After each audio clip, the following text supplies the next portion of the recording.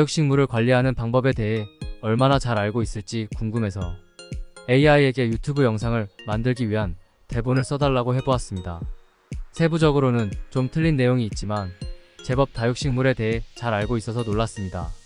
이번 영상에 대한 내용은 모두 신뢰하지는 마시고 재미로 봐주시면 감사하겠습니다.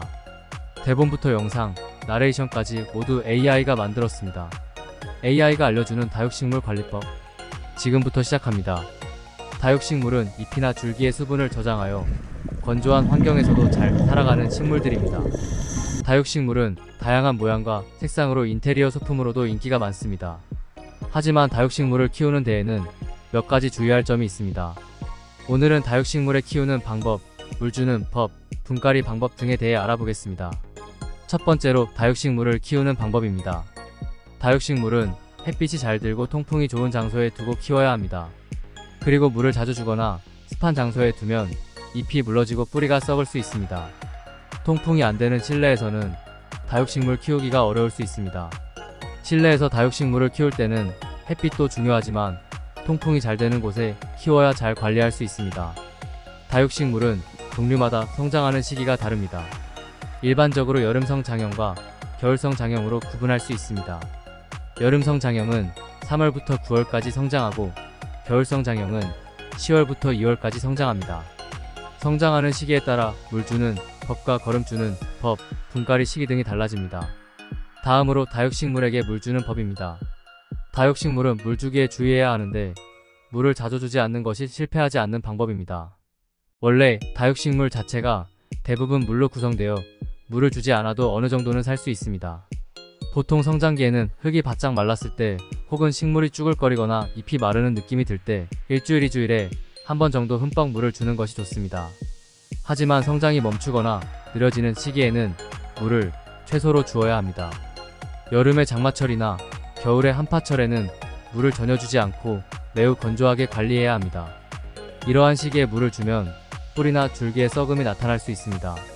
그래서 종류별로 계절에 따라 관리 방법이 달라질 수 있습니다.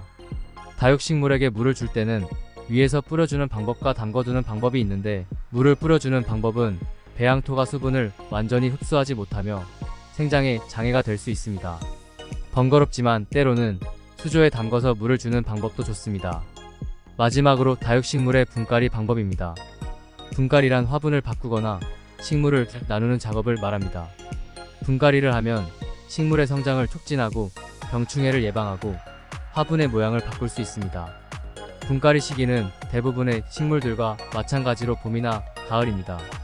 여름은 너무 덥기 때문에 식물의 활성도가 떨어지고 분갈이를 하게 되면 몸살을 앓거나 죽어버릴 수 있습니다.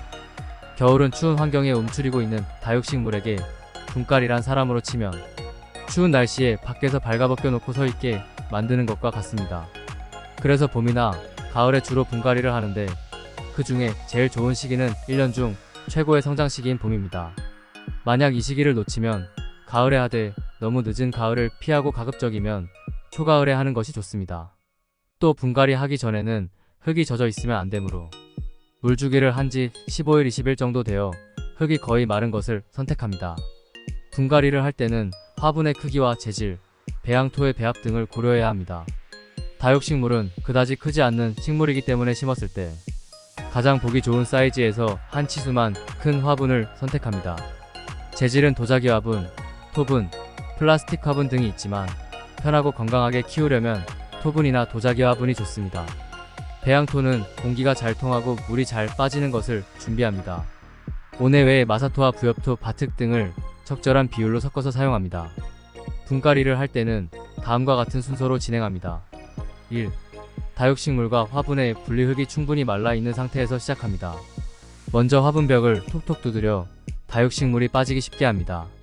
그런 다음 식물 밑둥에 손가락을 넣어 식물체와 화분흙을 받쳐들고 거꾸로 뒤집습니다. 그 상태에서 반대쪽 손으로 살며시 화분을 들어 올리면 분리가 됩니다. 그래도 빠지지 않는다면 화분 밑바닥을 톡톡 치거나 물구멍으로 손가락을 넣어 살살 밀어주면 됩니다. 2. 뿌리 정리 분리된 식물의 뿌리를 정리해줍니다. 뿌리에 붙어있는 흙을 살짝 털어내고 썩거나 부러진 뿌리는 가위로 잘라내줍니다. 또한 뿌리가 너무 길면 적당한 길이로 자르고 뿌리 끝을 깨끗하게 말려줍니다. 3. 화분과 배양토 준비. 새로운 화분에는 적절한 배양토를 채워줍니다. 화분의 밑바닥에는 물이 잘 빠지도록 돌이나 조약돌 등을 깔아줍니다. 그리고 배양토를 23 정도 채워줍니다. 4. 식물 심기. 새로운 화분에 식물을 심어줍니다. 식물의 뿌리가 화분의 물구멍에 닿지 않도록 주의합니다. 그리고 식물을 가운데에 위치시키고 주변에 배양토를 살짝 눌러주어 고정시킵니다. 5. 관리. 분갈이를 한 후에는 바로 물을 주지 않고 햇빛이 잘 들고 통풍이 좋은 곳에 두어 식물이 적응할 수 있도록 합니다. 몇 일 후에는 가볍게 분무기로 물을 뿌려주거나 수조에 담궈서 물을 주면 됩니다.